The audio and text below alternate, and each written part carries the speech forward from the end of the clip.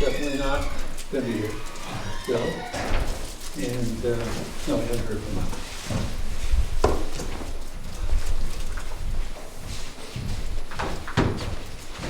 That's Jim Wasco celebrating from Michigan winning Monday night. Still, right? No. Yeah, Congratulations. thank you.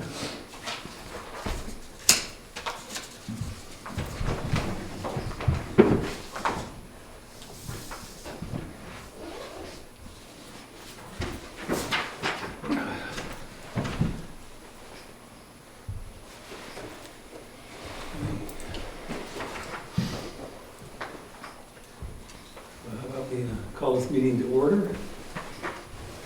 We'll call of attending members. Scott? David? Jay?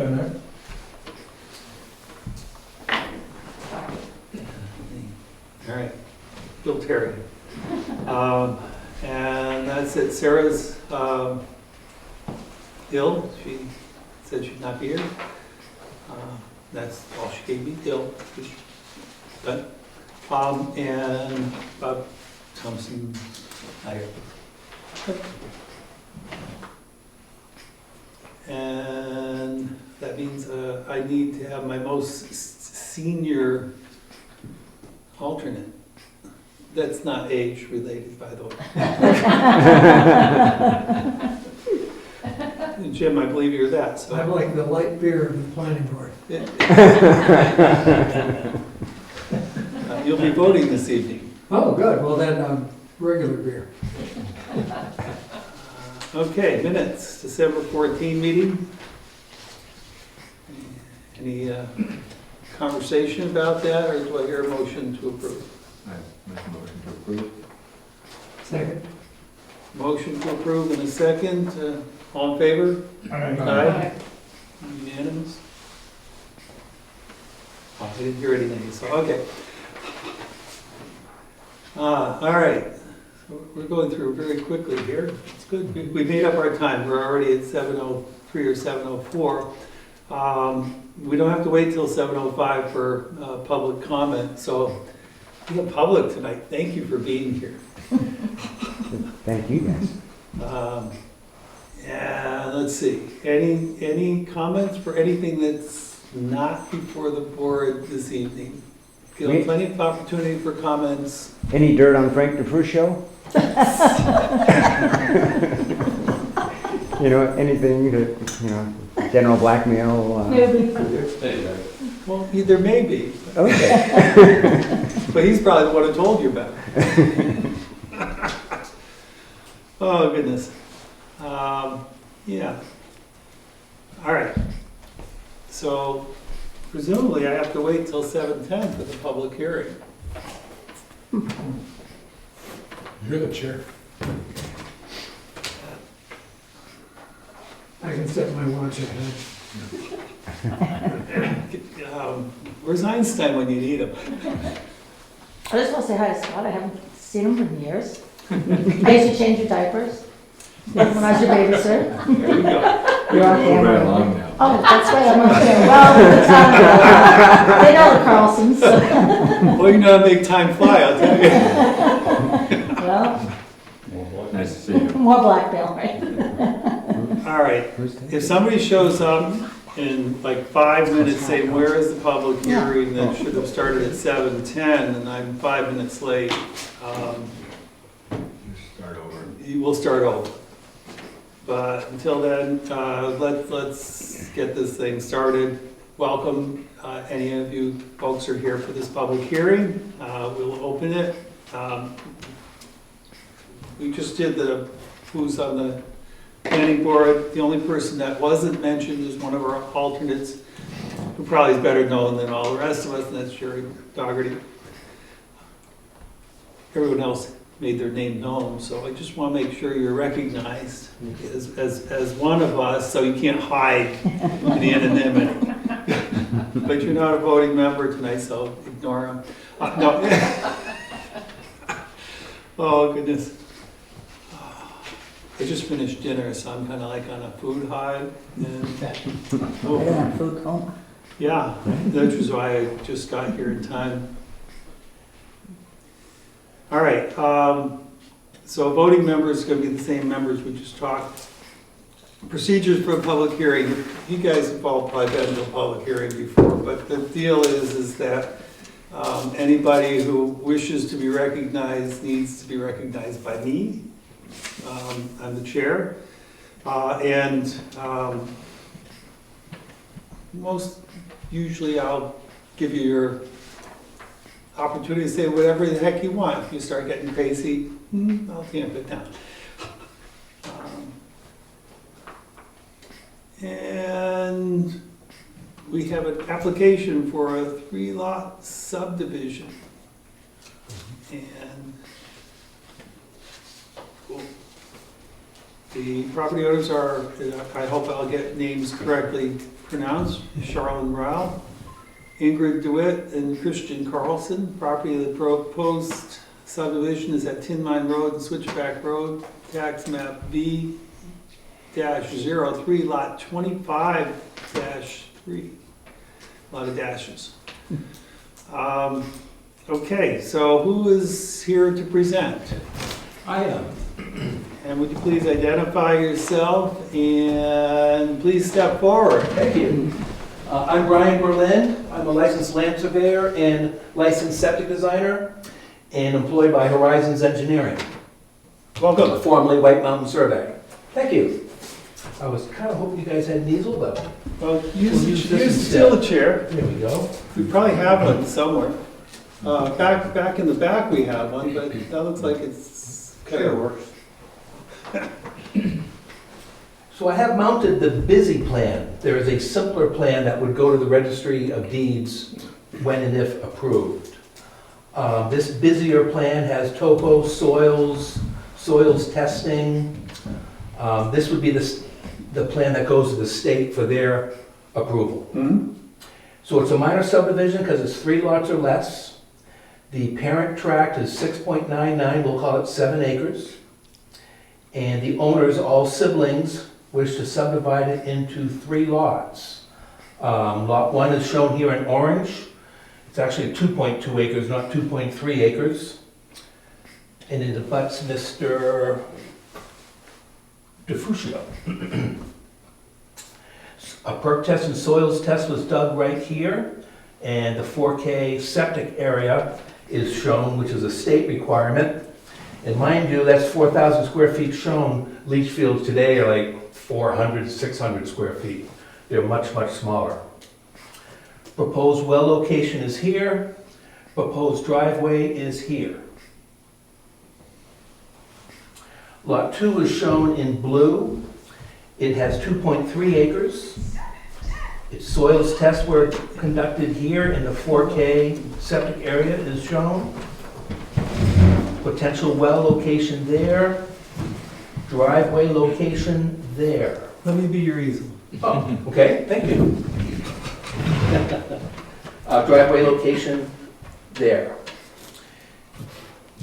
And lastly, lot 3 is shown in green. It is 2.5 acres.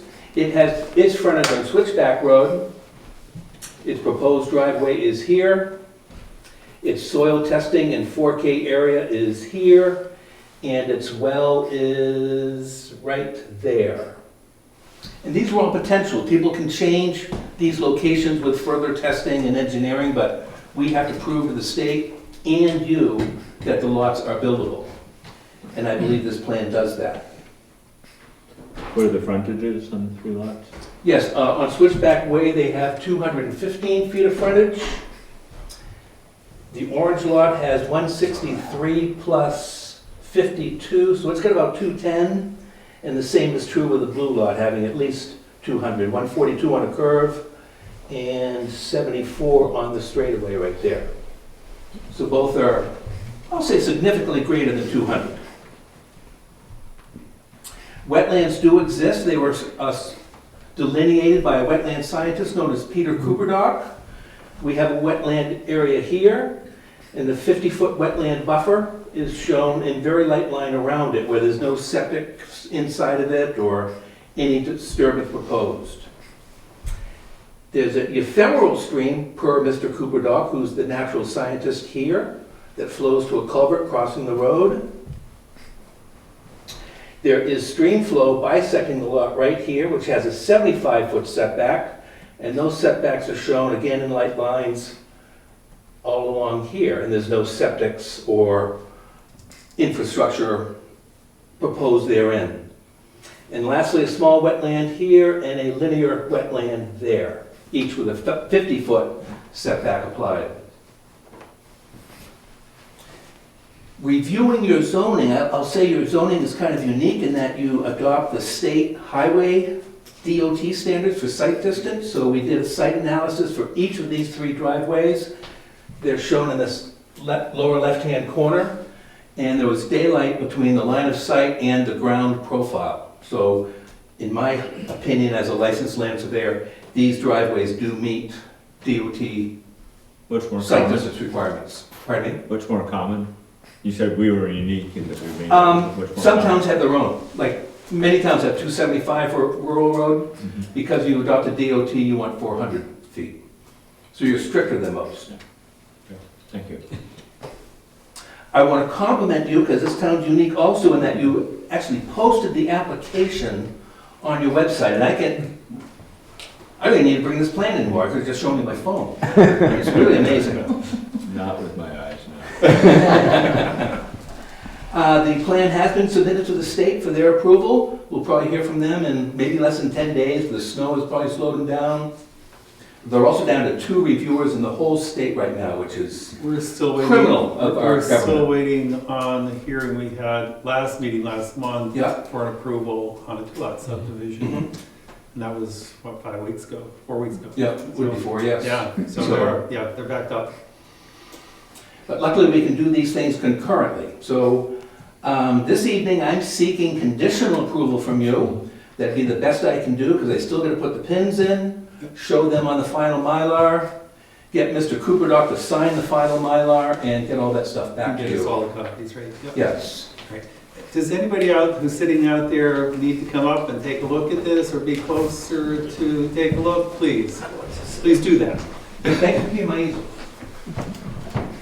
Because I can't see it from where I'm sitting. Awful lot of information here. Oh, you did a nice job. What, who's it, Brian? Yes. What are the soil types for the septic? Soil types are in note 11. That's who I say am today. I had another question just about perk rates. Perk rates are, there's each test hole and perk rate underneath it. 8 minutes per inch. Is that considered a lot? I'd consider that below average. So these all, 60 is the killing point. these all have to be raised beds? Yes. But with these new advanced enviros and things like that, they're raised very little. But no, there's not an in-ground system going in any of those lots. So when you say there's a setback in the wetlands, It's this very light line right here. This is an example. That's the 50-foot wetland buffer. There's the 75-foot from that stream that goes through here. that means no building, no nothing. I'm not sure about the building, but it definitely means no septic. How do we find that out? They would have to comply with the zoning ordinance, and for that, it's a 75-foot setback from the stream. I'm not sure about on the wetlands, relative to, like, for building for sure, but I'm not sure about, Is there a setback for wetlands, or does it just impact the soil? I think wetland, we could check the zoning ordinance, but we have very specifics on that, and that would be determined when they go to build. Kevin Bennett, who's the building inspector, would ensure that they would meet the requirements when they do that.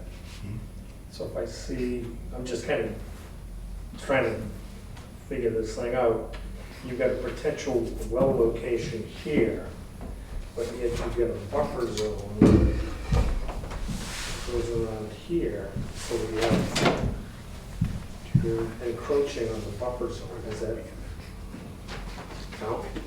The purpose for the wellhead buffer, or the radius there, is to ensure that there is, one is inside the lot line, okay, which it is, so it's not, Yeah. it's not over on somebody else's property.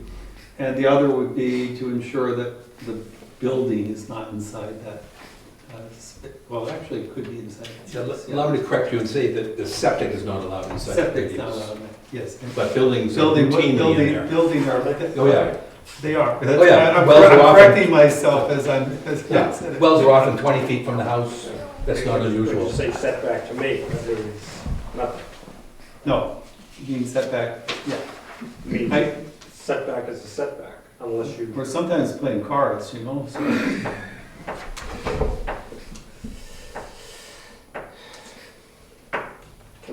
Can we get copies of these just to study them a little bit more? This is not an awful lot of information to try to process. I can tell you, it's right on the website, this plan. I've been on the website, I couldn't find it. Okay? Okay. I can show you where it is. The only other question I had, you mentioned something about, which I didn't understand at all, driveway, when you were talking about the driveway, sightlines, Anticipated driveway access yeah, here, here and here. what does that relate to? Nothing. At this point, nothing. All it says is that they are, actually, the thing that they're looking at is whether or not they can put a driveway. Based on site distance. Yeah. For example, here's the driver's eye of someone sitting in the driveway, deciding if he wants to enter the road. Yeah. And there's his 400-foot opponent, if you will, who has to see him. So that proves 400 feet of sight distance on sight line 1, which is this sight line right here. The black being the ground and the blue being the sight line. driveway doesn't meet the I still don't sight know. line. What's happening down here? You're looking downhill with no obstruction, so you can see eyeball to eyeball, 400 feet away, the two drivers.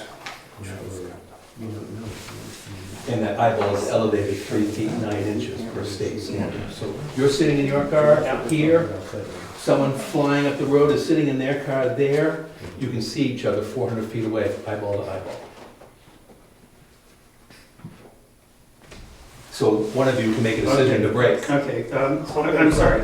Going like this. Yeah, but the information that's provided here meets the requirement.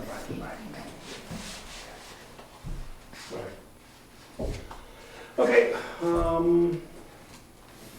think I'm just about done. Okay, thanks so much.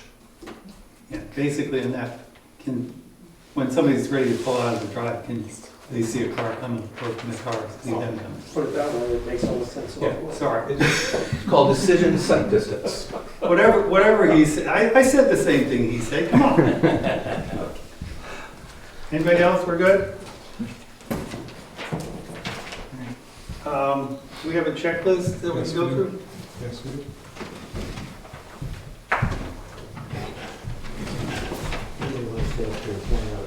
Okay, let's go do that. Okay. If they get lost. Normally, we have copies of it. Did you want, I submitted comments. Brian? Yes. Nothing changed, right? No.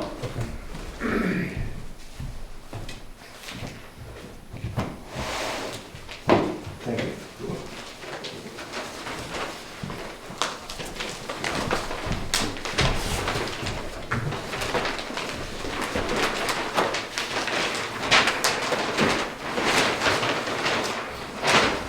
Maybe we just point out, see the checklist, what was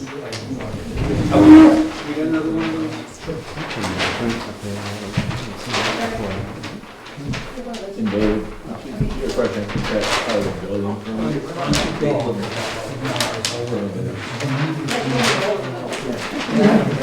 It actually really more helpful to watch that. Oh, yeah. As he points out, each of No, just wants to look and then need more time. This is a perfect opportunity, right?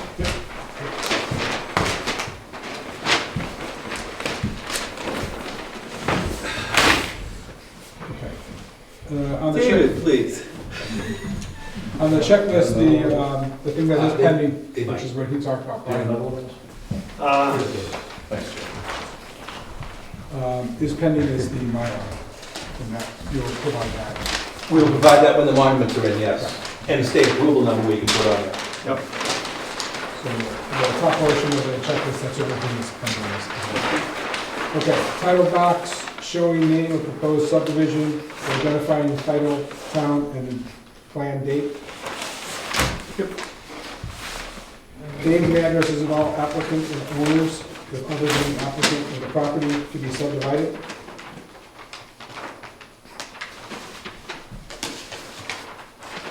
That is shown both on the plan, name and address of owners and abutters, and on the abutters list. Tax map and lot numbers of the lot to be subdivided. Yep. An E911 address for proposed lots, is that, it's not required, there's no house.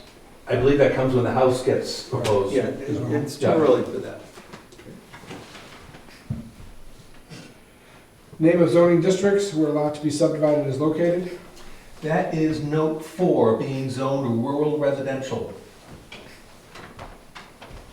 Minimum zoning frontage requirement.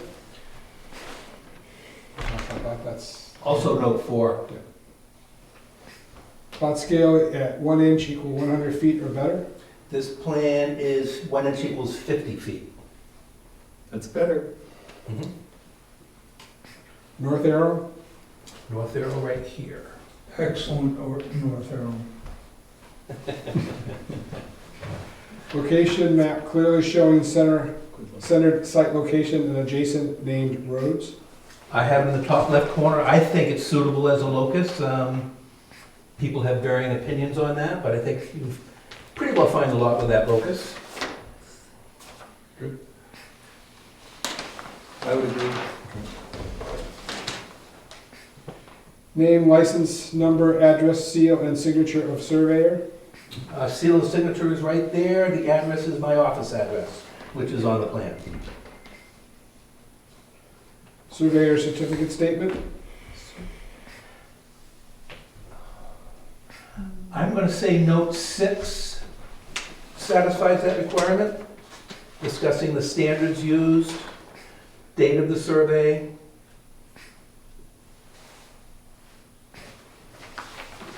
Okay. How does that differ from what our requirements? It's normally, It's normally a stamp. and it says I certified, and then there's signature.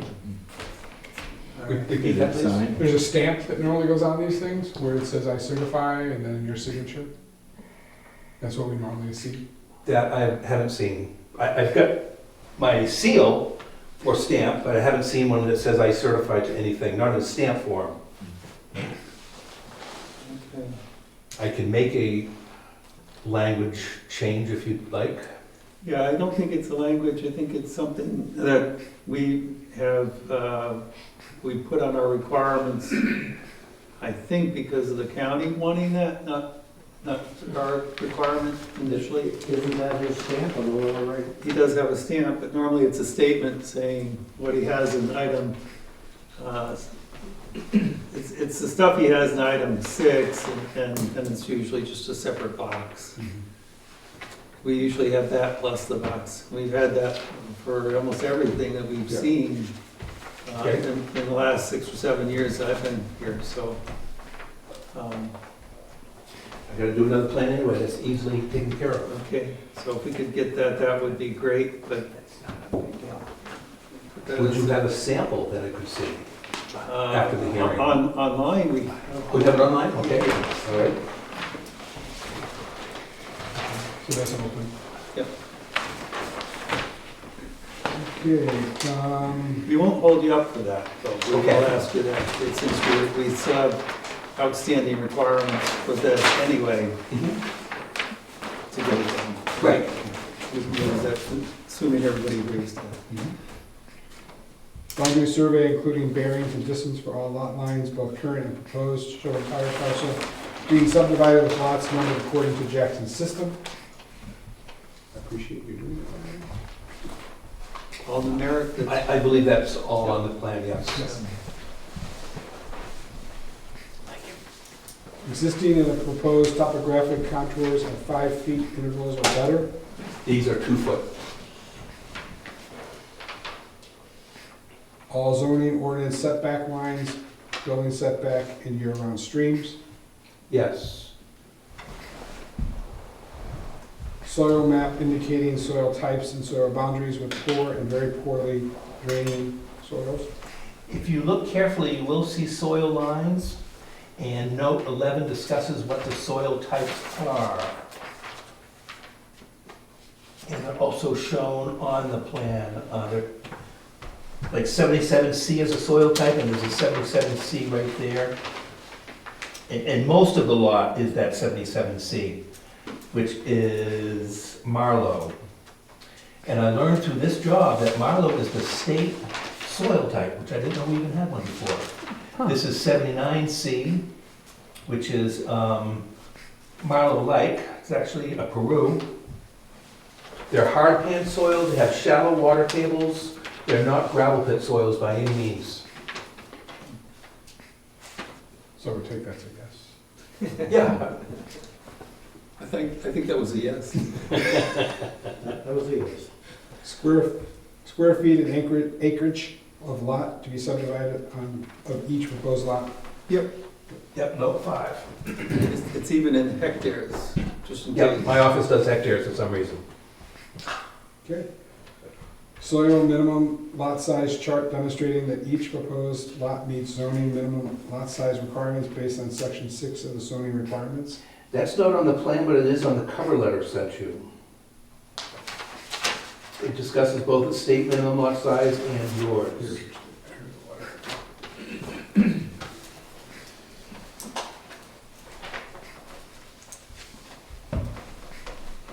And I'm gonna take that back, it is on the plan, right here in the left-hand column. I was gonna say, there's, Yeah. yeah, it's there. It needs to be there. Yes, And okay, it is there. It is there, yeah.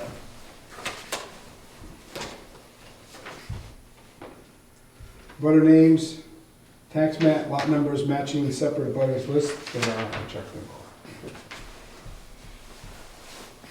Floodplain lands. Is there any floodplain?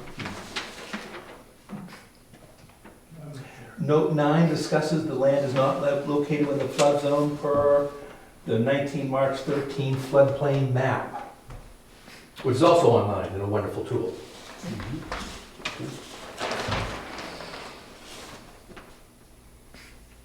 Existing buildings, None. human-made objects remaining? There are none. Done.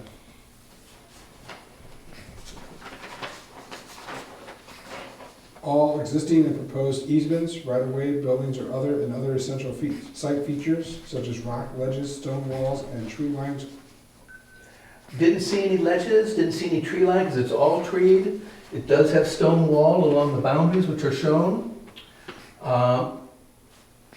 Future features would be septic systems, which are defined within a 4K area, and wells, one each per lot, would be a future structure, I suppose.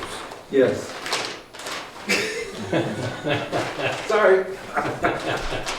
Surface waters clearly identified and delineated. I didn't hear that. Surface waters, None other than this near perennial stream. deed restrictions, if any, and all right-of-way easements and utility easements or statement indicating no knowledge of a deed restriction or easements existing. I can make the statement now, it's not on the plan, but there are no deed restrictions. It does need to be. That needs to be on the plan. Plan too.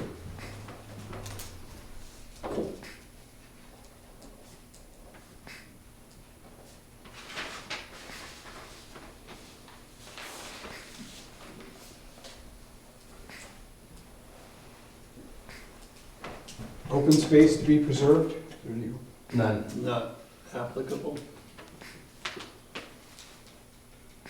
Indicating existing dry hydrant or fire pond within 200 feet.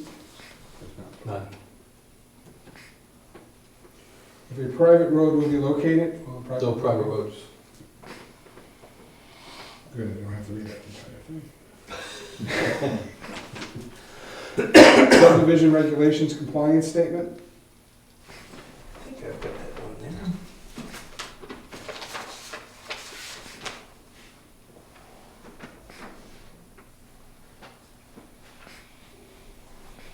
Maybe you caught me on that one. Just suggest that you did, and I'll make sure it's on the next one. Now you have subdivision regulations, of the town of Jackson, New Hampshire are a part of this plat. Approval of this plat is contingent on completion of all requirements of said subdivision regulations. It's there, you got it? Wow, call me blind, but I don't see it. It's right above the approved block that we have on this one.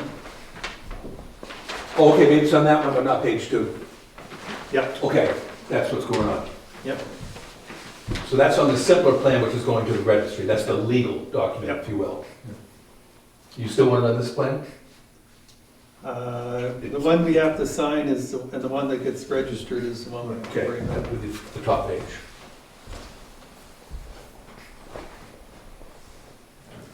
All utility systems installation shall be shown on the final plat and installed as required. Will there be any? There's nothing proposed other than, you know, homeowner by homeowner. Okay, that is all for the minor. We have 2 pending beside the Mylar, but we have the surveyor certificate and the deed restrictions. I have a question, David.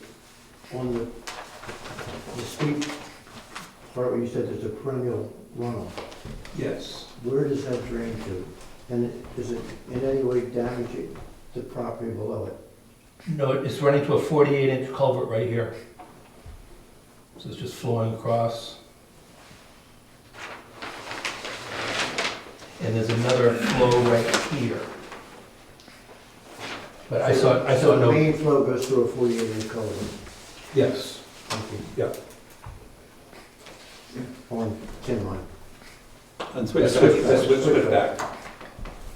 There is a culvert on Tin Line 2 right here, or Tin Mine, and there's several on Tin Mine, and there are quite a few. Is there a requirement that you know of to kind of state how much water is going through there? season? Not for this application, for a major subdivision perhaps.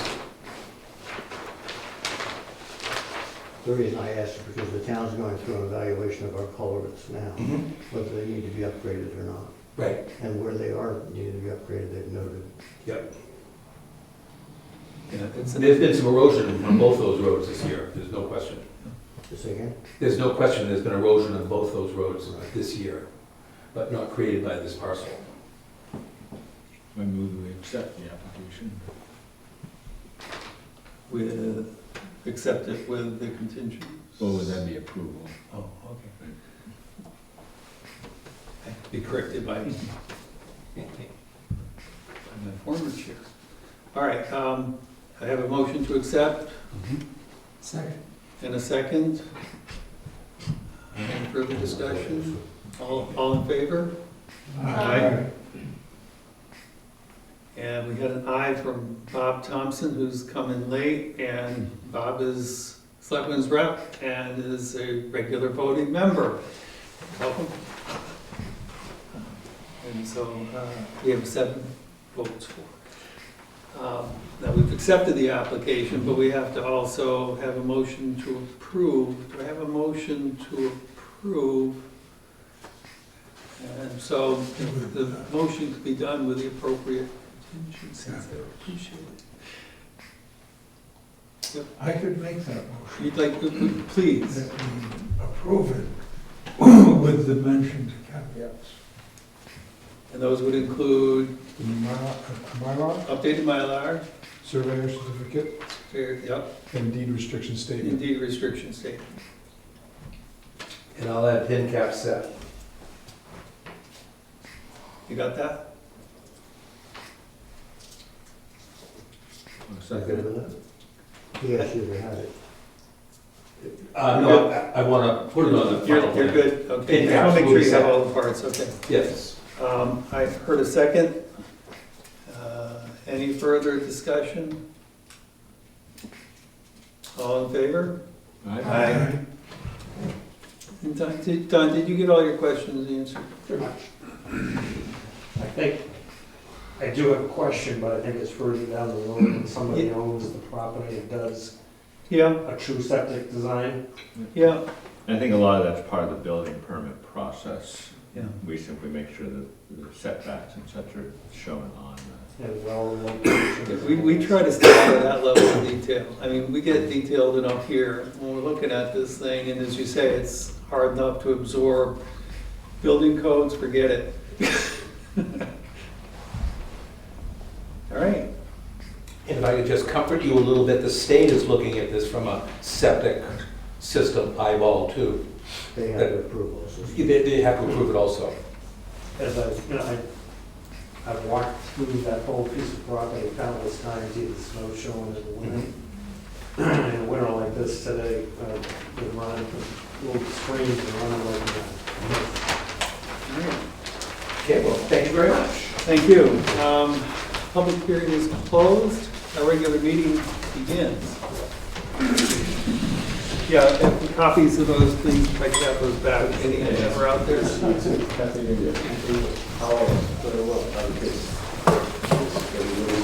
Thanks, gentlemen. Thank you very much. All grown now and Good to see you again, Scott.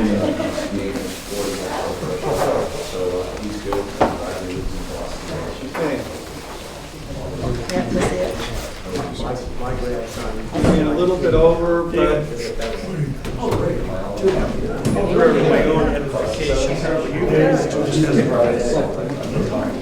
noticed somebody's why flaggage, why not like 3 We're trying to perk very close to being under the proposed field. So if we're like an at-grade system or a grade system. can conversation just go out? Okay, guys, please. We love to have you here, but we'd love to have you not here talking while we're trying to conduct the rest of our business. Thank you. Thank you, guys. Thank you. That includes you too, Jerry. Hey, Joe. Jerry boy.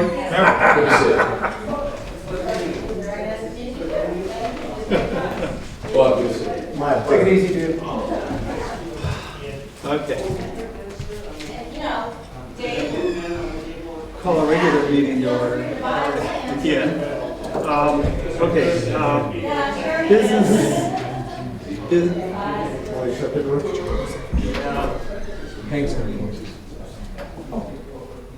okay, business hands. By the way, we don't have anybody coming in on, We've had 2. okay, we have.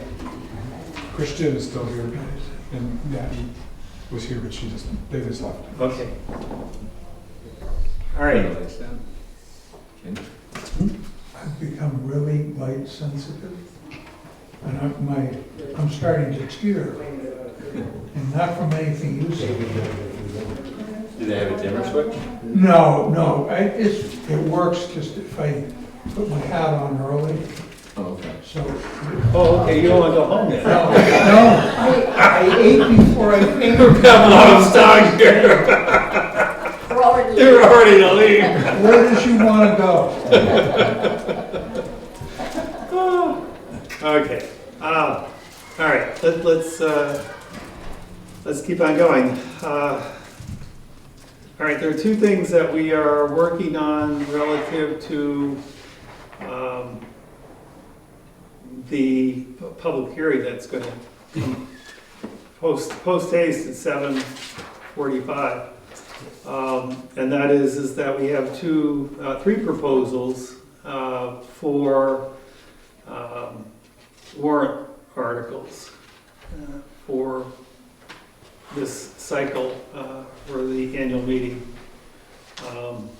One is for short-term rentals to have language in place that will disallow someone to have a short-term rental for both their principal dwelling and their accessory dwelling at the same time.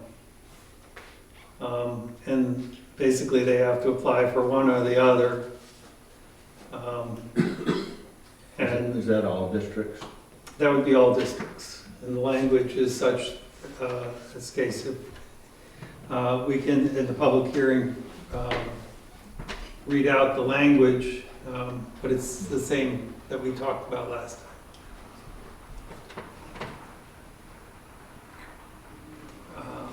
So we need to vote to whether or not we want to do that for the short-term rental. Do we want to vote to do that? We should. Okay. A motion that we Do that? do that. All right. No, I second that. All in favor? Aye. Okay. The other two, there's two separate ones, but it's the development of a housing commission. Again, I've sent copies of the warrant articles to everybody earlier. And certainly we can work them through in the public hearing more. We can read them out loud and make sure that for all the public that's here to hear. Why did you let them go? Hey. No ankle bracelets. Oh, goodness. And the one is, there's a proposal for a housing commission. And I guess the only question around that with council was whether or not we should actually specify the number of potential alternates or not. And also make sure that we all agree on the number of people that we want to have as members of the Housing Commission, assuming we want to do this. Right now, the way it's set, we have it set with 3 members of the Housing Commission. It could be 5. And the other thing that we didn't do, but we could add language that says we can add alternates, and then alternates can be as many as 5. Council suggested that we don't have to deal with the alternates immediately. We don't. But it would be just as well if we did talk about it and determine what we wanted in that regard. So, open for discussion, please. I think that 3 members would be a good goal. We have 3 selectmen, we could have more. We're a small town, we have a hard time filling any number of spaces, so I think that if we got going with 3, I think that would be pretty applicable. I started with 3 with that in mind, but you know. Right, well, and we agree. I agree. Yeah, I think 3. And maybe 1 alternate. We can have as many as 5. I don't know As how many much. as you can find. Yeah.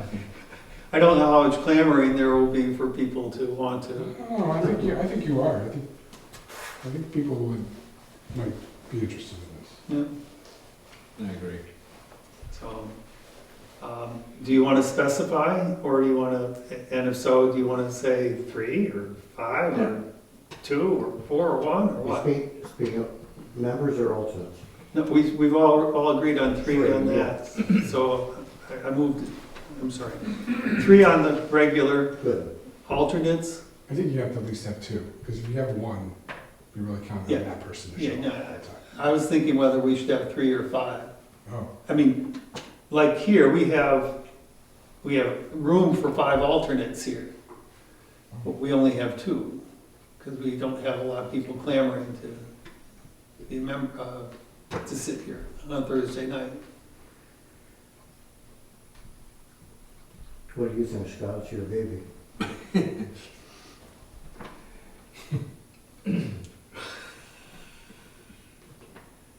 I think I'd say 3 alternates.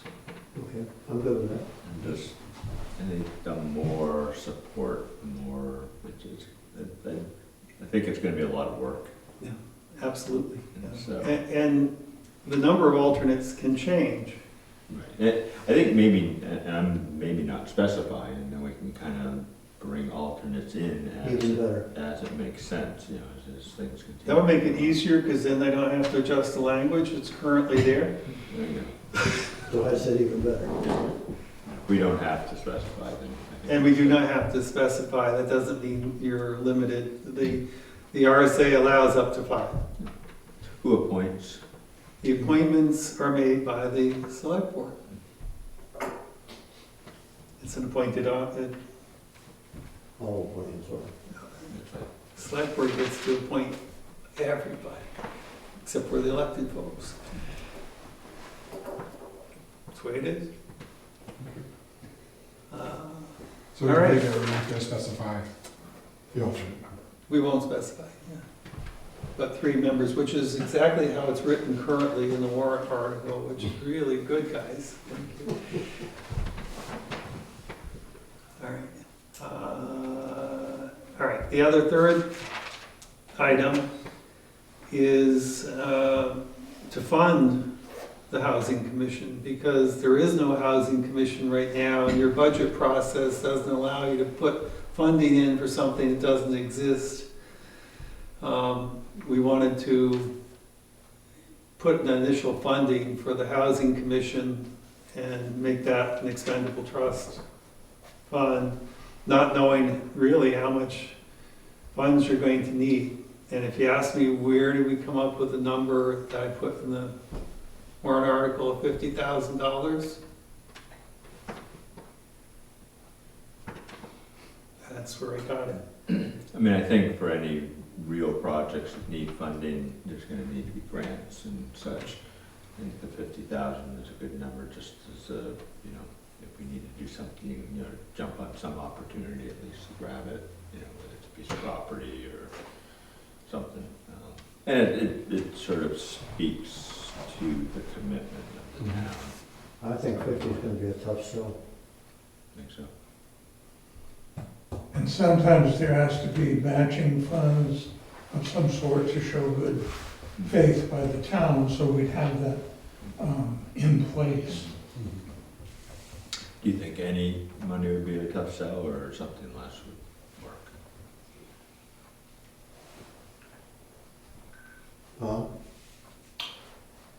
Was that directed at me? It was redirected at you, it was like it became a. Well, here's the difference. This is not a budget item, it's a warrant article, and therefore it stands alone, like any warrant article that's proposed. I understand It's that. not part of the budget process. Now, will it affect taxes? Obviously, yes, any amount that That's goes. why Um, they raised. I don't know, we have the select board right now looking at $600,000 additional spending next year. And that's, I think, very difficult to pare back, and if we're looking at another $50,000, that's, I will iterate that the number one thing that was talked about from the facilities committee, and the number two thing from the facilities committee, and we have, 200 and something odd respondents, said affordable housing was number one primary concern in the town of Jackson. It was either listed as the number one item or the number two item for almost every respondent. I don't think there was any respondent that said anything differently than that. Well, the question I was having, what do you get for your 50,000? We don't know yet.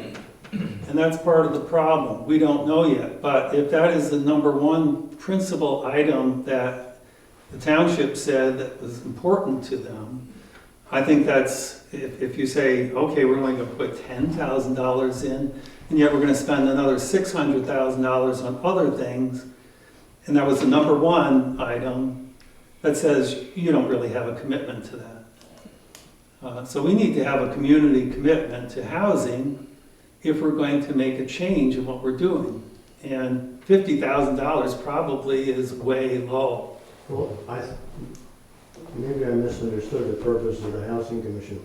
I thought the Housing Commission was set up to accept grants and donations.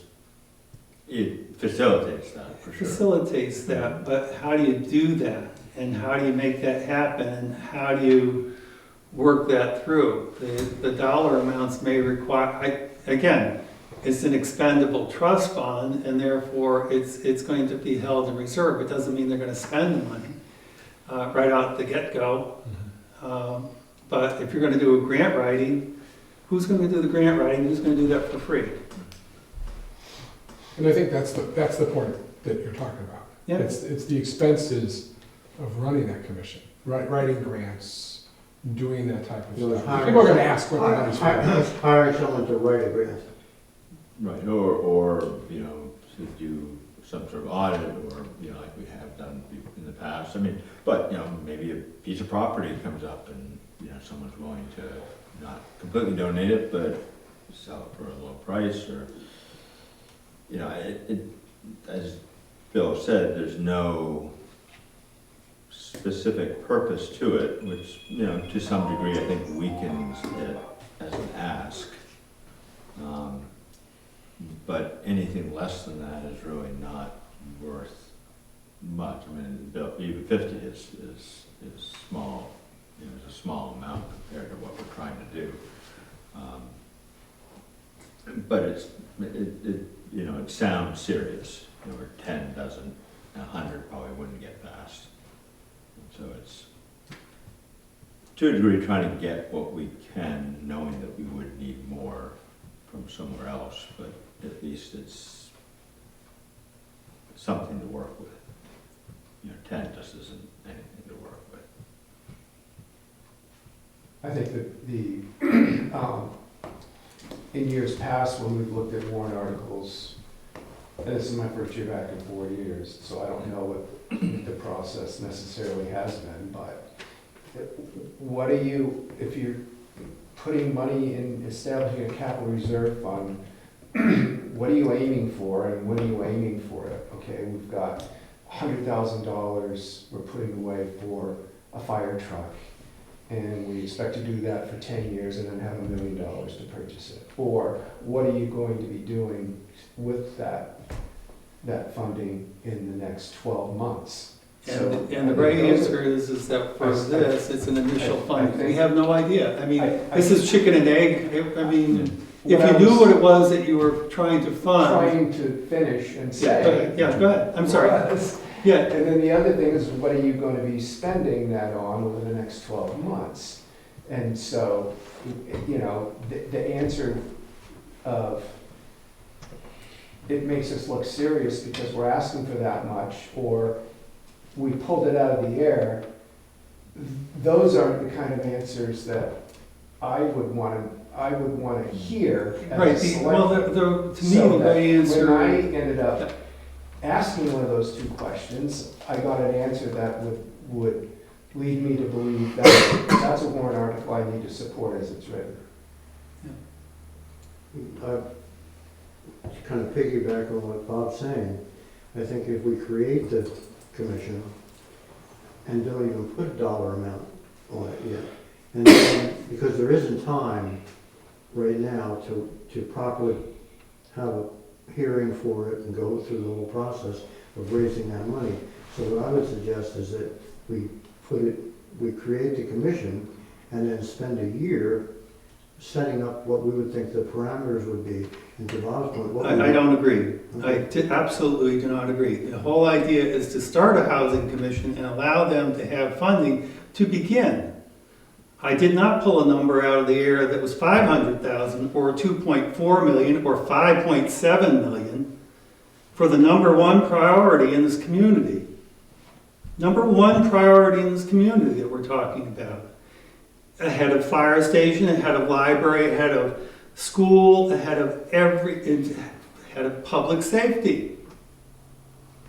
That's what we heard, and we spent a whole year doing this as a facilities committee and asked what's important to you in this town. And we don't have a community if we don't start looking at housing. We might as well not have a community if we don't look at housing. We won't have a community. We will have a second bedroom town, whatever. You know, the whole deal of being a tourist town. They are separate warrant articles, right? They are separate warrant So articles. the commission can still be established even if the town doesn't support the money asked. I mean, but the reality is we don't know, we don't have a specific purpose.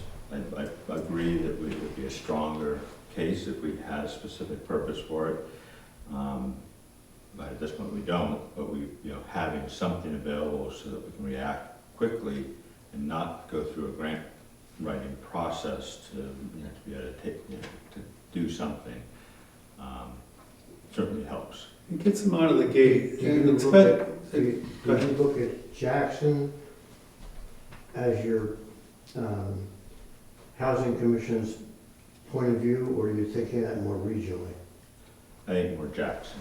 Okay. Because I think what Jackson really needs is to revitalize the community more so than provide quote-unquote workforce housing. The two, 80%, 90% overlap, but, providing housing outside of Jackson does not do Doesn't do anything for the anything for us. community. We've been looking at national forest land as a possibility, but the problem there is that the two possible sites really are just in Bartlett and Conway. So it's a good idea, but probably won't help Jackson specifically.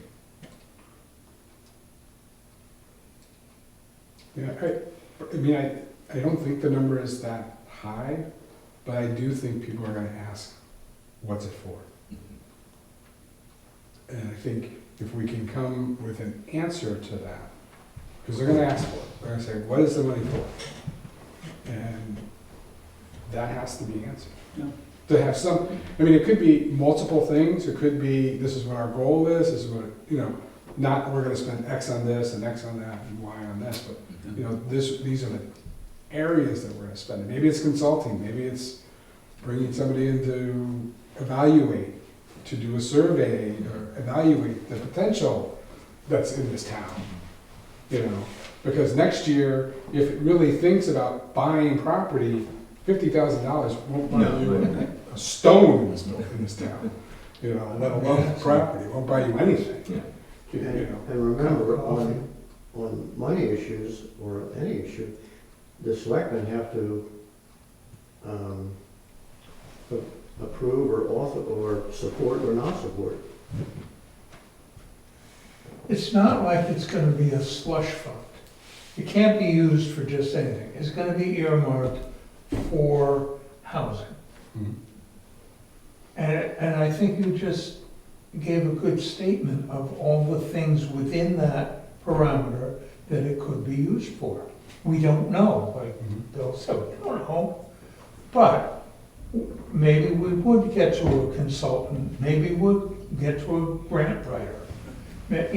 Those are the things, and we'd like to be able to have the money available to do that, rather than say, oh, we'll have to wait a year, go back to the town, ask for the money to do that grant. But what does a grant writing cost? Does anyone know what a typical? That's exactly how you get to the math, in my opinion. We could be applying for as many as 3 different grants, and after researching, we find out that grants can cost an average of $15,000 to write. Or we foresee over the next year applying for one grant that's gonna be $15,000, and looking at an engineering consultant that would be as much as $35,000 or $30,000, and then we've got a cushion. As long as you have an answer and you're prepared to go in with a specific number that gets you to the math reasonable, then, that's what I would look for as a selectman, that you've done your homework on the number you're asking for. It shouldn't take you. Yeah, the right number, I have done some of that work, and the right number would be like $500,000. We aren't gonna do $500,000. No, but for the next 12 months, what do you foresee doing? I took a tenth of that and said, look, for what we're trying to look at, the kinds of things that are done, and each of you has mentioned something about the kinds of things that are done. Depends on the scale that we're looking at. Yeah. You know, are we looking at converting some part of town into a small homes area? I don't think so, but if we were to do that, you know, $250,000 taking a look at a site is minimum chicken feed kind of thing for something like that.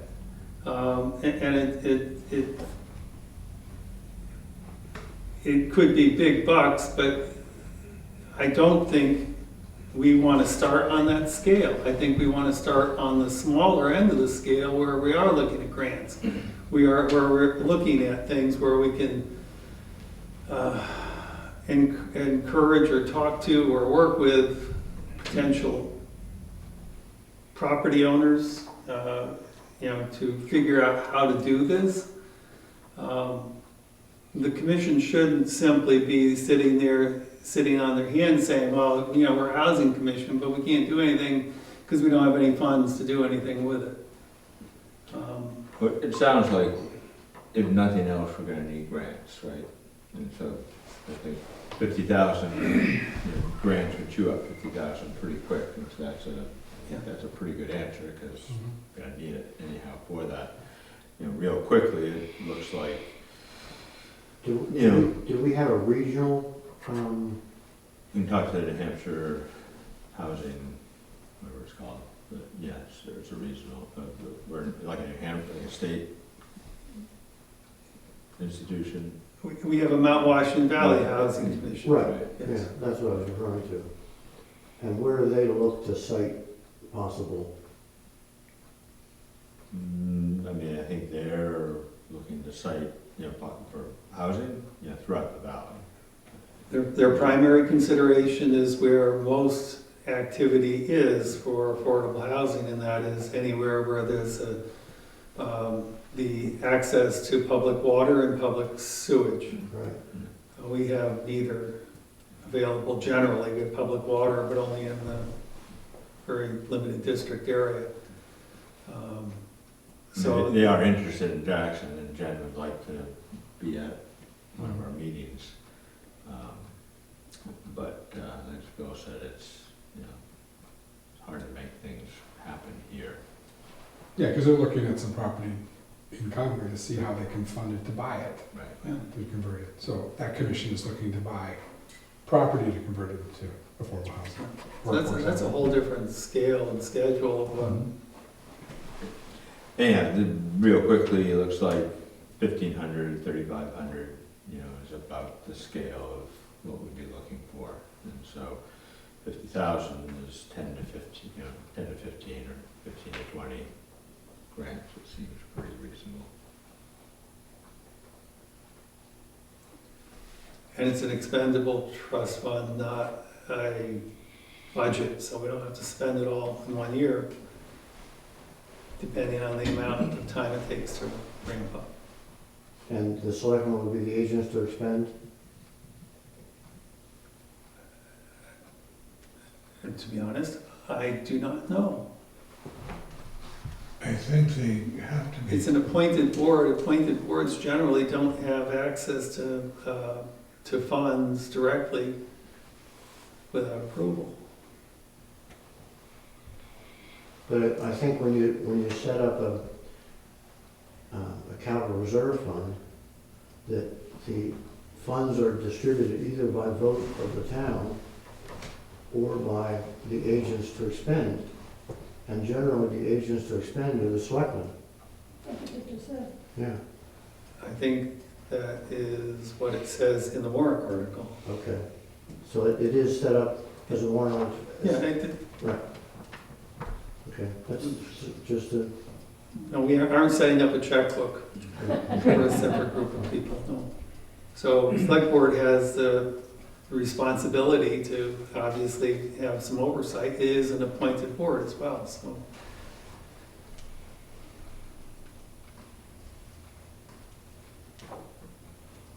I don't know enough, to be honest. Capital reserve funds are pulled out, checks are pulled out and cut based on invoices and quotes, and motions are made in meetings and seconded and voted on and appropriated. So it would just be another capital reserve fund that we would pull out of, like for a police radio or a fire truck or anything. But it doesn't put the select board in the position, well, gee, we could really get three or four new houses, affordable houses set up, but we don't have anything in our budget to do it. I mean, we have the select board does a pretty good job of keeping the budget pretty tight. And so if it not having dollars available limits our ability to do stuff, then why have the housing commission in the first place? It is chicken and egg. I appreciate that. You don't know what you don't know, and you aren't going to have. I mean, we can talk about it. What certain housing commissions do. Many Washington Valley Housing Commission buys properties. We aren't in the business of buying properties. I don't think, knowing Scott, I don't think he's going to be offering that out as his first get-go. As a recommendation, we're likely going to be looking into the process of trying to attract money because there's not an economic benefit for most people to come in and try to put through affordable housing here in town. And that's been the tripping point for, we've been talking about this since 2018, when we tried to change the zoning ordinance. And we'll take a look at what we can and cannot do. And we have very few things that we can actually do from a zoning ordinance perspective. Because the economics aren't there. Everyone knows that. I think there's not a person here who doesn't know, otherwise Dick would be out there building the places, I think. Saying, oh yeah, I think I got a proposal for 6 places. Yeah, I can make some money. So I can contact the New Hampshire Housing Finance Association and ask them what would be their recommendation for what we would do with any money that we started with. I agree, having some answer to that question would definitely. Between now and we might have an answer to that between now and the town meeting then? Yeah.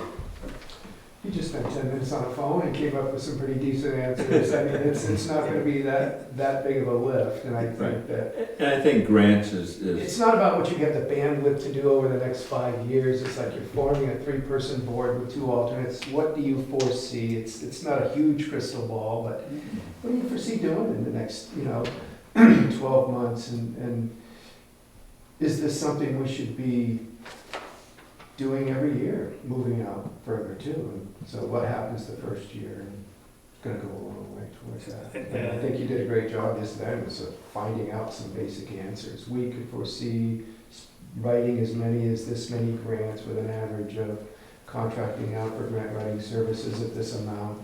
And that's what we'd like to be prepared to do. And there may be a consultant that comes, just, nobody's looking for anything deeper than that. Not on our board. So we have 2 things to vote on. All right, so, we need to vote? We need to vote as to whether or not we're going to propose these at our public hearing 25 minutes ago. In the public hearing now, or? No. Or vote on this? We have to do the vote first. Articles actually say. Oh, you have copies of those warrant articles I sent out already? And they actually I say. don't have it in front of me. But One of them says, establish a housing commission for for the town of Jackson. For what? To do what? What does it say? No, I mean, you talked about what the concerns of the town were. Is to promote. So shouldn't that be included in it? Well, it says in the warrant article.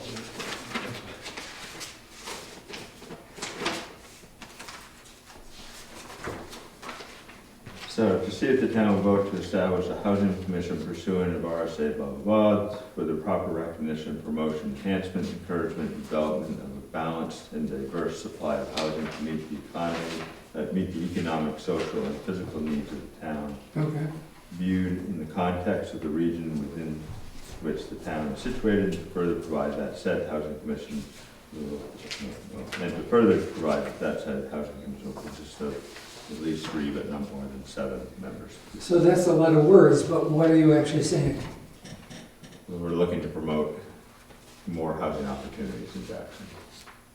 So that we. So you're not going to address the issue of short-term housing? Or not? We have addressed the issue. of Short-term. short-term. I'm sorry, what does that have to do with making more housing available? I just wondered if that was part of this or not. No.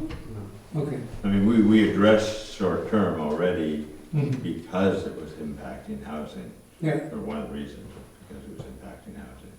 I mean, I don't know if you're suggesting that we do more about short-term rental, but I think at the moment it seems fairly balanced.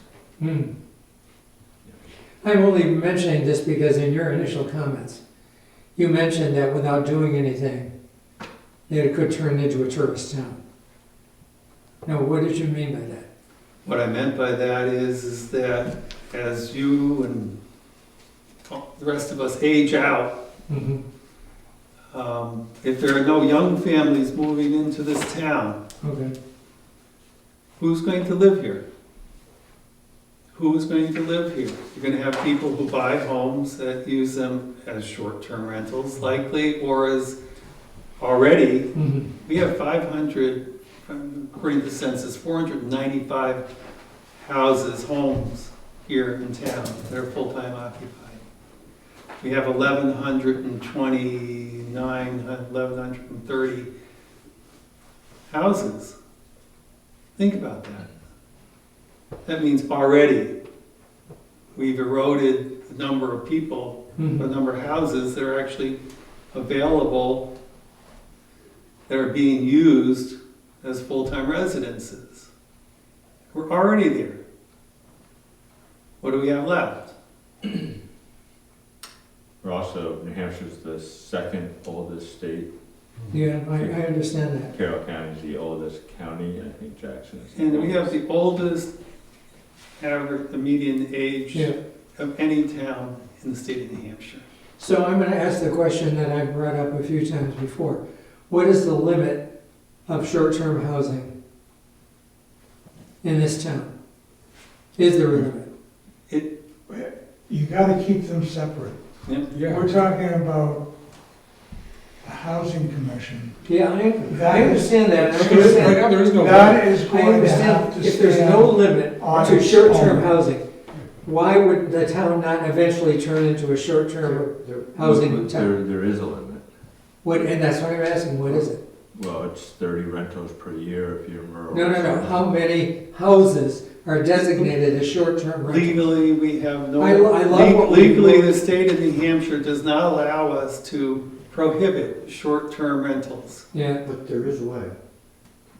We could encourage people to write a deed restriction on their property, that it could not be sold to a person who would use it in STR. And those are legally enforceable. Yes, but that is not something we can do as a municipality. Actually, it is. In other words, we could, through our housing commission or whatever, we could encourage. We can people- promote it, yes, but it's not something that, to your, well, you mentioned, Scott, it's important to have a vital group of people in the town. Short-term rentals destroys the vitality of the town. There's no question about it. I mean, the Conway Sun, the last couple of days, has had stories about this. If it's not, if there's no balance, yes, but in of itself, short-term rentals don't destroy anything. I mean, Sure they do. Sure they do, because the people who come, Inventory of available homes. true, but they also increase the economic success of an area. Right. Which means more people can afford to buy homes. I mean, there's a balance. We're a tourist area. That's what we live on, whether we're directly involved in the tourist economy or not. we are a tourist town, we are a resort town, and short-term rentals is the way most people, myself included, like to stay when they vacation. And so for this area, I think short-term rentals are critical to the economic success of the area, But Scott, but at the same time, as the old saying goes, left unregulated, mhm, short-term, left unregulated, tourists will eventually destroy an area that they originally came here to see. mhm. Because they don't have the feeling of what a Oh, town I means. agree. I think in the long run, you know, if the town becomes entirely short-term rentals, or, you know, really, it's not just short-term rentals, it's short-term rentals and second homes, which, you know, have always been part of Jackson. Yeah. And if the whole town were second homes, that would But be a it's problem. only been in the last 5 to 10 years that the concept of short-term rentals has taken over. Right. And so- Airbnb, VRBO, all that. Right, right. So I still have a strong feeling that if we don't do something to regulate the number of short-term rentals versus the rest of the town. I don't believe that we can say we will allow only 100 short-term rentals. I don't disagree with the idea of what you're saying. Mhm. What I have an issue with is that we are not a home rule state. Mhm. And if you're familiar with a home rule state versus not a home rule state, we do not control everything that we're allowed to do. The state legislature does that. And the regulation we put in place is intended to minimize, not Limit. minimize, but to regulate the number of short-term rentals. It doesn't specify a number, but we wrote it so that it does not encourage the purchase of property strictly for short-term rental. But it's a catch-22. That limit is because the price of homes in this town are so expensive. I mean, there was an ad just this Saturday in the Conway Sun for a Jackson home, Mhm. that in the ad, it said the price of the home was $900,000, and the average annual income from short-term rental from this home has been $129,000. That was in the ad. Right, but that's one So- that's been grandfathered. If you're buying a property to strictly use it I'm for just short. saying, people are advertising their home in a way Right. to promote. Right, but if I'm Short-term an rentals. investor in short-term rental properties and I see that I can only rent it 30 times through the year, I'm going to a different location. I'm not gonna take that risk. And that's hopefully the goal, long-term. Okay, it's 30 rent, It 30. wasn't this $900,000 house in Jackson. Yeah, it's right up on Switch. Yeah. But if they were doing that, it's because they were grandfathered.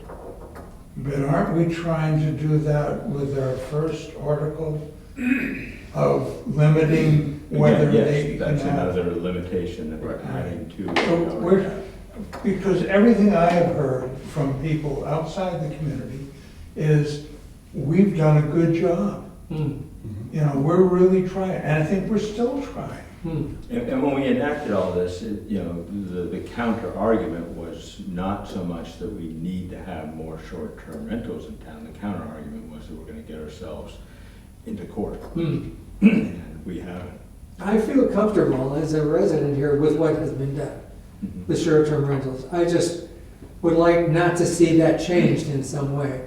So that, I mean, where I live, if say all the houses around me were short-term rentals, I wouldn't be happy with that. Right. But short-term rentals are only a part of our current Mhm. problem. Our current problem is that, even if there weren't short-term rentals, that our properties would still be the same price. And it's just a price that no one can afford when you're a young family.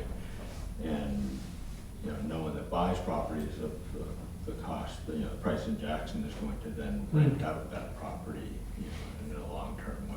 So is the housing commission going to go over to short-term rentals to try to do something about short-term rentals? I don't. I would hope I'm not it sure I would. understand the question. Because I think that's where you've got to keep a separation, or I think you're running into more trouble. I don't see the housing commission as doing much of anything with short-term rentals. Other Dave, I than only brought possibly this what up you because describe it as didn't- promoting not doing that, or creating properties that when they're originally sold, when you develop a property and put a restriction on it A deed restriction, up front yeah. for new properties. Right. Yeah. And it'd be great if we could offer tax. Didn't you say Reduction. when this whole thing started, that there was a survey that went out? Yep. And the main items on the survey, you mentioned short-term rentals in No. that. No, you did. You said short-term, that what Yes, people. short-term rentals were a concern, yes. Okay. Yeah. So that's why I bring this whole thing up, because if you listed that as the start of this discussion, and now the discussion has nothing to do with short-term rentals, then, Well, because we have already, as a board, done something about short-term rentals. We have exhausted the things that we can do legally. Right. okay. Legally. Right. That's fine, We but then and we aren't going to do article- illegal things, and we're not going to put ourselves in a situation where we start causing several hundred Yeah, I thousand understand. legal I'm just a person expenses. interested in words. And then I think in the warrant article, it should say, this is for housing that's needed.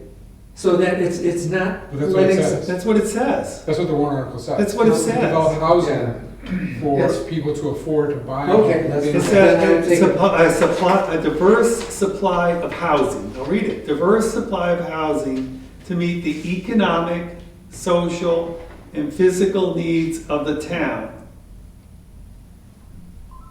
Okay? Developing a balanced and diverse supply of housing. What does that mean? I'm not sure what that means.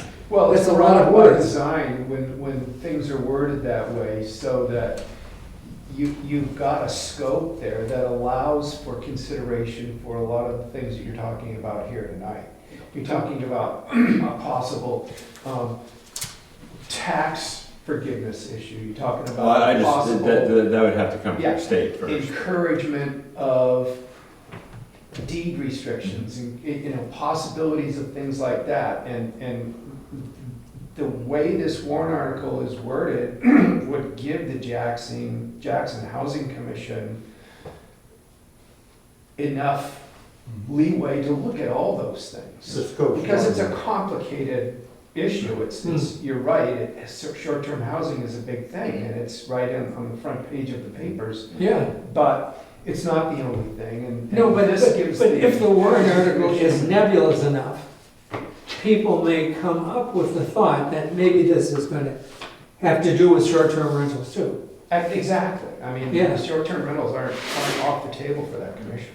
But on the other hand, you might But they're mix not. in short-term rentals with the development to help fund the development, which has been done as well. I mean, again, short-term rentals, they're not, It's not the driver. left uncontrolled, they can be a problem, but they also are part of the success of an area like I mean, this. this Right, commission is, I'm 100% in opposition to that. Take a look at what's happened in North Conway. I agree, but if we completely eliminate short-term rentals, that would have a negative economic effect that would I'm not also. saying eliminate it, I'm saying limit it. Well, we are Our, eliminating. our current regulation goes as far as we can go, Yeah. based on what the state has. Do we actually know that for sure? Yes. Because when we read the articles in the Globe, or not the Globe, but I wish it was the Globe. Yeah. When we read the articles in the Conway Sun, they indicate that there's discussion going on in the state about that whole issue. right, but it's not been passed. Right. And the discussion that How is has, it the discussion court? that has gone on in the state has And been, is to further restrict us from restricting short-term rentals. There's been no discussion at the state to allow towns to further restrict short-term rentals. It's The still- conversation has been not. Read Mark Housel's op-ed column today. I read it. He tells people to specifically vote for things against what the realtors are telling you to do. No, I mean, he does. But this is a Well, and well-written, a But well-read. it's aspirational. I mean, I read it too, and I agree with most of it. But the change has to come at the state level Mhm. in order to be more restrictive. Conway's trying to do a more extensive building inspection Mhm. on short-term rentals. the just state how has, the that's state gonna- has always said you can't single out Right. one division to Mm. inspect. Yeah. You're gonna inspect, you gotta inspect the whole town. Yeah, Well- and what they did to allow that in their legal counsel, which is, I think they share the same legal counsel we use, to do that, went through the 72A, which they have adopted, and that says they can regulate housing, they can do inspections, Mhm. but they cannot single out short-term rentals. So in order to do that, they are taking all rentals. Mhm. Yeah, And in order to make that happen, it's not, they cannot single out short-term rentals, so they're saying any rental property. If you rent your property, period, you are subject to. yeah, yeah. And, Which could have a reverse effect, because someone doing short-term rental can afford to to keep the property up so that it will pass inspection. Someone that's just renting their house may not be able But to. we're not gonna go Or to renting it court long-term. over any of this. We're, I think, paying attention to the state and to the, whatever their Senate bills or House bills that are coming up, and we're trying to deal with them, if we get more leeway, we'll take it. right? But if we restrict, if we said, okay, we can only have 100 short-term rentals in town, then the properties that would have gone to short-term rental would just go to someone that's retired or someone that's buying a second home. It does not necessarily by any means mean that property will now go to, someone that's going to work in the area or a family. Let's face it, Jim, no family is gonna buy your home as a starter home. No family, Right. no, I mean, or mine, they're not Yeah. gonna buy that house as a starter home. And even maybe as a second home, that's the fourth or fifth home that you buy once you've made it and you're able to finance it. What we're trying to talk about is, and we're saying that right here in this thing, it's balanced and diverse supply. We already have enough high-end homes in town. We already have that, the yin yang. That's not what we're trying to do. And, short-term rentals are an issue, yeah. I agree with you 100%, they're an issue. But our hands are somewhat tied. Mhm. And they were tied because we live in the state of New Hampshire, and the state of New Hampshire says the state legislature controls that, not you, town. If you're in Massachusetts, we would have the right, or in Connecticut, we would have the right to make a change like that and say, sorry, guys, we've decided that, because the local board gets to make the choice. And then the state of New Hampshire then turns around and says it's really up to the individual. Yeah, And thankfully, it's not Connecticut or Massachusetts, it's New Hampshire. yeah. And exactly so. If you want, New Hampshire is turning into a mini Massachusetts. Oh my You know, God. when you consider all the people from Massachusetts who've moved into southern New Hampshire, well, if we want, if we The want, character of New Hampshire if you for want to do a Massachusetts. survey, how many people in the room were born in New Hampshire Yeah? who are here in this room right now? I mean, we got one, maybe two. Yeah. Everybody else is quote unquote an import. Mhm. I mean, come on. So, so the commission is really to look at alternatives to find out ways to afford first-time homebuyers in this town. In a nutshell. I think the. And it should the say that. The diverse, I think But it's it perfect. does say that.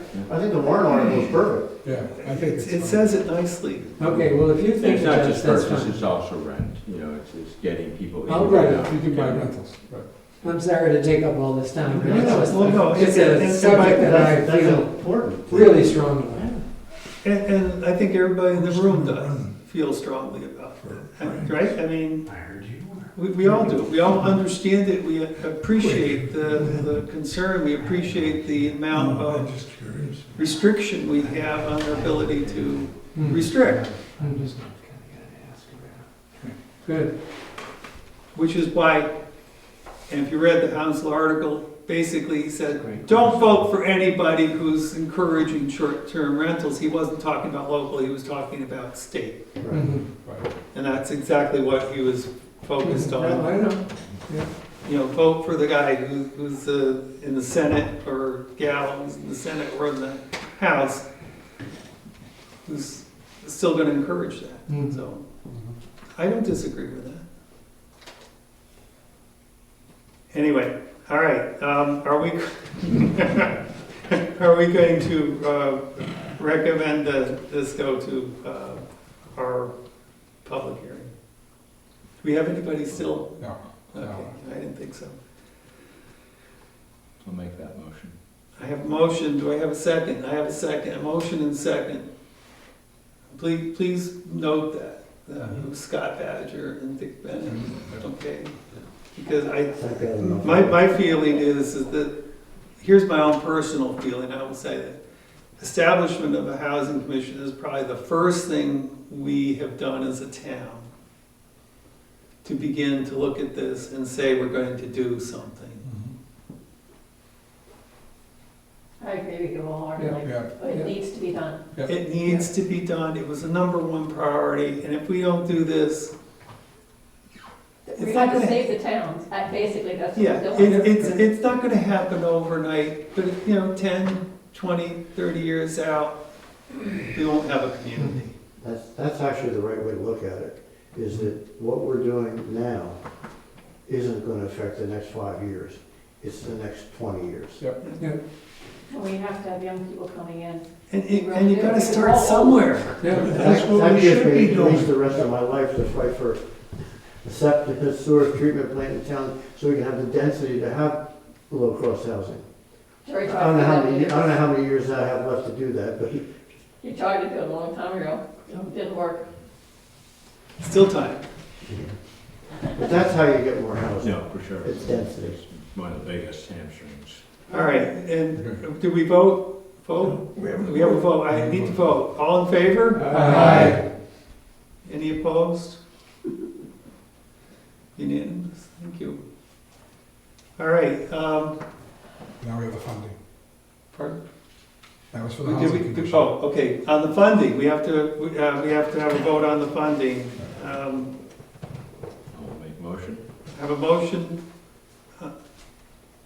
Second? I'll second that. Same two. All in favor? Aye. Aye. Any opposed?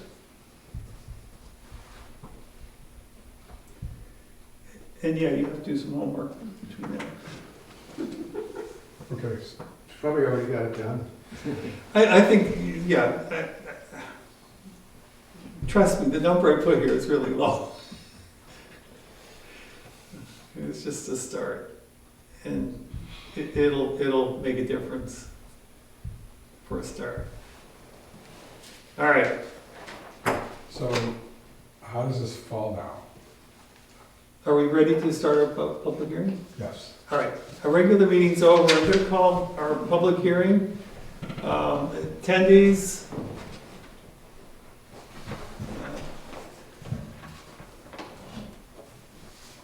Welcome. Planning board members. We all know who we are. But I will note that from the last public hearing that Bob Thompson has joined us at the start and will be a voting member. And that Jim will be voting.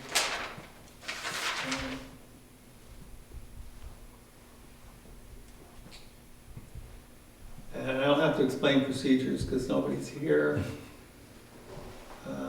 All right. We'll try to make this quick because we've already had the discussion. I guess the question is are we good with the wording that we have for the warrant articles? I will read the warrant articles to make sure that we do each of them and talk about them. The Housing Commission Expendable Trust Funds warrant article. To see if the town will vote to establish a Housing Commission Expendable Trust Fund for RSA 31:19-A for the initial funding of the Town of Jackson Housing Commission if so established, and to raise and appropriate $50,000 to put in said fund, with this amount to come from general taxation. Further, to name the select board as agents to expend from said fund. To answer a question that you had earlier.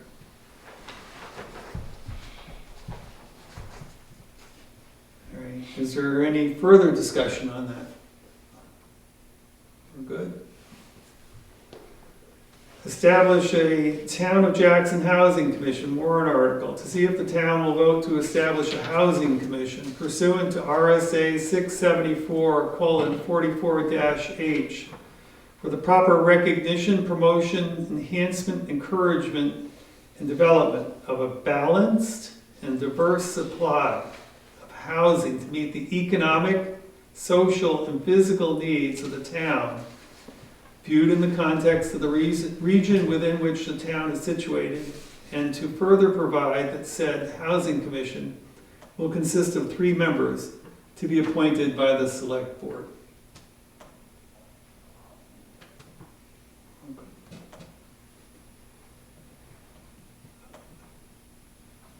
All right, those are 2 warrant articles. The other is an amendment to the zoning ordinance, and it's accessory apartment use as a short-term rental. That is to see if the town will vote to adopt an amendment to the Jackson zoning ordinance, section 4.4, and this would become 4.4.8, short-term rentals to limit the use of an accessory apartment, also known as an accessory dwelling unit, as a short-term rental such that a property owner is not permitted to apply for a conditional use permit for both the primary dwelling unit and the accessory apartment.